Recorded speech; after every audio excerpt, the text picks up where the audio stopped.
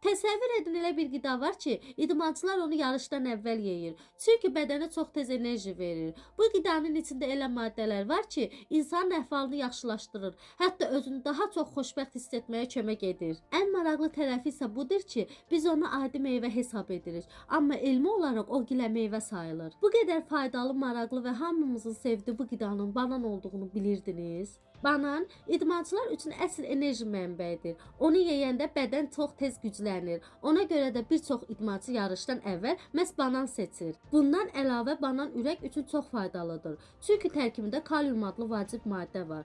Bu maddə həm ürəyin, həm də əzələlərin düzgün işləməsinə kömək edir. Amma hər şeydə olduğu kimi burada da ölçü vacibdir. Banan çox faydalı olsa da həddindən artıq yeyildikdə çəki artımına səbəb ola bilər. Ona görə də gündə 1-2 ədəd yemək ən yaxşı seçimdir. Gördüyünüz kimi bəzən sadə görünən qidalar belə əslində çox maraqlı və faydalıdır.